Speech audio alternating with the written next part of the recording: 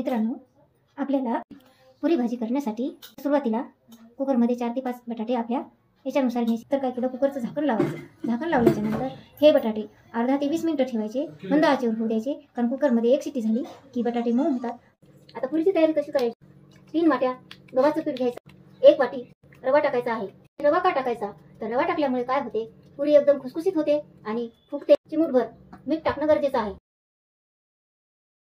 बटाट्याची चटणी करणार आहे तर त्यामध्ये थोडं जिरं टाकायचं, थोडं मोहरी टाकायची। त्याच्यानंतर काय करायचं, जिरं टाकायचं। जिरं टाकल्याच्या नंतर लसणाची पेस्ट टाकायची। लसणाची पेस्ट टाकल्याच्या नंतर थोडंसं लाल लसूण होऊ द्यायचा आणि त्याच्यामध्ये कांदा सोडायचा। कांदा सोडल्याच्या नंतर कांद्याला लालसर असा रंग येऊ द्यायचा। तर आपण बटाट्याची भाजी बनवत आहेत ना, तर त्याच्यामध्ये कांदा चांगला लालसर झाला। लालसर झाल्याच्या नंतर त्याच्यानुसार थोडीशी हळद टाकायची। हळद टाकल्याच्या नंतर त्याच्यात काळं तिखट टाकायचं। काळं तिखट टाकल्यावर थोडंसं चवीनुसार मीठ टाकायचं आणि बटाट्याच्या भाजीला थोडंसं 5 मिनिटं असं बरोबर हलवून घ्यायचं आणि टाकायचं। जेवढी भाजी पाहिजे तेवढं बनवून घ्यायचं।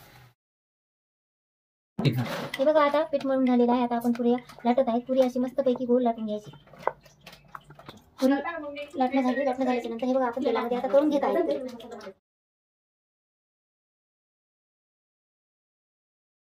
पुरी झालेली आहे आणि आता हे पुरीसाठी खाण्यासाठी ही पुरीची भाजी बनवलेली आहे। ही भाजी बघून घ्या एकदा। बघा, हे आता पुरी भाजीचं ताट तयार झालेलं आहे। तुम्हाला आवडल्यास सबस्क्राईब करा आणि लाईक करा।